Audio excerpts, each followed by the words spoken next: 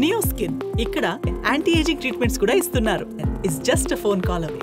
ఇది చాలా ఇంపార్టెంట్. ధర్మారెడ్డి పిల్లాయిపల్లి కాల్వ మా గౌరవ శాసనసభ్యులు వీరేశం గారు చెప్పినట్టు కనీసం మూసి ట్రీట్మెంట్ అయ్యే వరకు బస్వాపూర్ పూర్తి చేసి అలైన్మెంట్ కూడా ఫిక్స్ అయింది.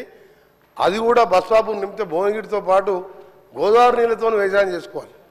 ఈ డ్రైనేజ్ నీళ్ళతో కాదు, దీన్ని కృష్ణాలో కలిపి ఫ్రెష్ గోదావరి వాటర్ దాకా సీఎం గారు ప్లాన్ చేస్తున్నారు. అది చాలా మంచి ఐడియా. మా నల్గొండ ప్రజలల్లో ఇక మేము బతుకుతాంరా 60-70 ఏళ్ళని ఆశ వచ్చింది.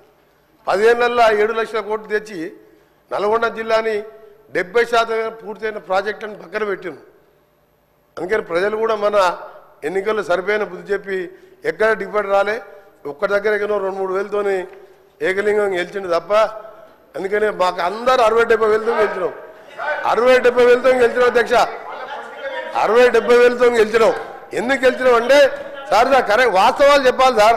60-70 వేలతో ప్రతి ఎమ్మెల్యే నామినేషన్ వేస్తే 60-70 వేలతో గెలిచినాం. నల్గొండ పార్లమెంట్ సభ్యుడు భారతదేశంలో సౌత్ ఇండియాలో 5,75,000 ఓట్లతో గెలిచిందంటే మా ప్రజలు గత ప్రభుత్వం మీద ఎంత కసిగా ఉన్నారో అది ఎగ్జాంపుల్ సార్ దగ్గర. అందుకనే మీ ద్వారా మా మంత్రి గారిని, ఫైనాన్స్ మినిస్టర్ గారిని, గౌరవ ముఖ్యమంత్రి గారిని గ్రీన్ ఛానల్లో నల్గొండ జిల్లా అంటే ప్రపంచ పటంలో ఫ్లోరైడ్ నీళ్లు మూసీ నీళ్లతో దుర్భర పరిస్థితిలో బతుకుతున్న జిల్లా. మీ ద్వారా వీళ్ళందరికీ రిక్వెస్ట్ చేస్తున్నా, మా మంత్రులందరూ కూడా సహకరించండి. 40 లక్షల మంది మా ప్రజల జీవితాలను కాపాడాలని పిల్లాయిపల్లి ధర్మారెడ్డితో పాటు గోదావరి నీళ్లు గంధమల్ల ప్రాజెక్టు పైన మల్లన్న సాగర్ నిండా కడుపు నిండా 50 టీఎంసీ నీళ్లు దాచిపెట్టుకున్న అధ్యక్ష. 20,000 పెట్టి రిజర్వాయర్ కట్టిండు. ఒక్క స్లూస్ పెడితే గంధమల్ల కడితే అధ్యక్ష నేను రైతుల గురించి మాట్లాడుతున్నా. గంధమల్ల రిజర్వాయర్ ఇట్లా గంధమల్ల రిజర్వాయర్ ఒక 3 నెలల పని అధ్యక్ష. టెండర్లు పిలిచిండు గంధమల్ల రిజర్వాయర్ టెండర్లు పిలిచి టెండర్లు క్యాన్సిల్ చేసిండు. సింగూరుకు 4,000 కోట్లు పైకి తీసుకుపోతుంటారు. మేమేం పాపం చేసినాం నల్గొండ జిల్లా వాళ్ళం? గంధమల్ల విజిట్ ఒక 800 కోట్లతోని 1.5 టీఎంసీ కెపాసిటీ 1.5 టీఎంసీ కెపాసిటీతోని 1,50,000 ఎకరాలు ఆలేరు కాన్స్టిట్యుయెన్సీ లో మాకు నీళ్ళు వచ్చాయి అధ్యక్ష.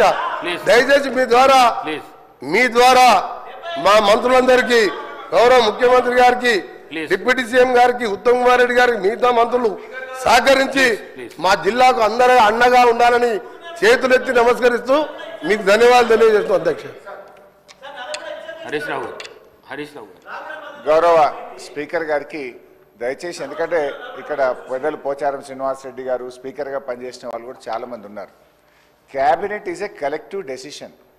నేను చాలా సంవత్సరాల నుంచి సభలో ఉన్న తప్ప మంత్రి లేచి ఇంకొక మంత్రిని ప్రశ్నలు అడిగేటువంటి సంస్కృతి ఉండదు. బికాజ్ క్యాబినెట్ అనేది ఒక కలెక్టివ్ డెసిషన్. మంత్రి అనేది ఒక పోర్ట్ఫోలియో చూసినా అన్ని శాఖలకు సమానమైనటువంటి బాధ్యతను మంత్రి కలిగి ఉంటాడు. ఇవాళ మీరు కూడా దయచేసి నేను మీతో కోరేది ఏంటంటే, మీరు కూడా ఇట్లా ఒక మంత్రి లేచి ఇంకో మంత్రిని ప్రశ్నలు అడగడానికి అవకాశం ఇస్తే అసలు ప్రశ్నోత్తరాల సమయం యొక్క దాని మీనింగే మారిపోతుంది అధ్యక్ష. దయచేసి లేని సంస్కృతిని తీసుకురావద్దు. మంత్రి అనే వాళ్ళు క్యాబినెట్లో మాట్లాడుకోవచ్చు. Government is a collective decision. ఇట్లా మినిస్టర్లు లేచి అడిగే సంస్కృతి ఉండదు. నంబర్ 1. నంబర్ 2, గతంలో కూడా కోమటిరెడ్డి వెంకటరెడ్డి గారు అప్పుడు కూడా మంత్రిగా ఉన్నారు వారు. మరి వారి హయాంలోనే ఈ మూసి ఈ రకంగా జరిగింది. మీరు మంత్రిగా ఉన్నప్పుడు సరిగా చేసి ఉంటే ఈ పరిస్థితి ఎందుకు? కోమటిరెడ్డి వెంకటరెడ్డి హరీష్ రావు గారికి చెప్తున్నా, 21 సంవత్సరాలు అనుభవం ఉన్న హరీష్ రావు గారిని అడుగుతున్నా, మీకు ఎల్పీ లీడర్ లేడు, నువ్వు డిప్యూటీ లీడర్వా, శాసనసభ్యునివా? క్వశ్చన్ అవర్లో నిన్న కూడా నువ్వు బైక్ తీసుకున్నావు. మా స్పీకర్ మంచోళ్ళు కాబట్టి నీకు బైక్ ఇచ్చాను. నీ ఏ హోదాలు అడుగుతున్నావు? నువ్వు ఏ హోదాలో నువ్వు మాట్లాడుతున్నావు? నువ్వు ఏ హోదాలో గౌరవ్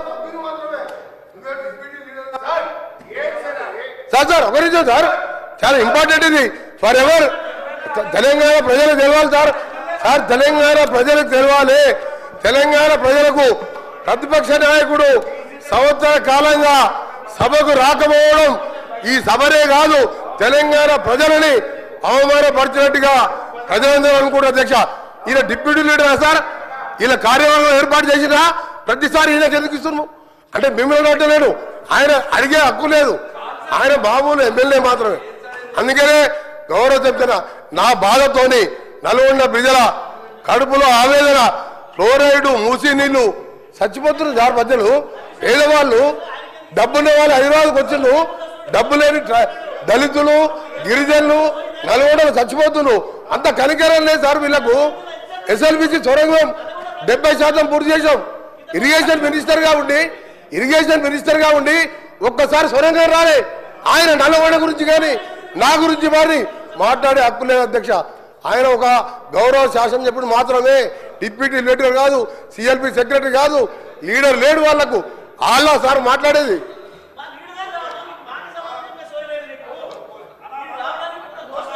సార్ ఇప్పుడు ఈ రాష్ట్రాన్ని అతి ఎక్కువ కాలం పాలించింది కాంగ్రెస్ పార్టీ.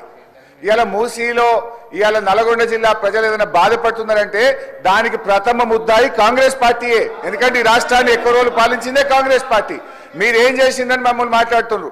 ఎస్ఆర్ఎస్పి స్టేజ్ 2 పనులు పూర్తి చేసి కాళేశ్వరం జలాలను నల్లగొండ జిల్లా తుంగతుర్తి, సూర్యాపేట, కోదాడ ప్రజలకు అందించిన పార్టీ బీఆర్ఎస్ పార్టీ. అధ్యక్ష అనవసరంగా ఒకరోజు చర్చ పెడదామంటే పెట్టండి.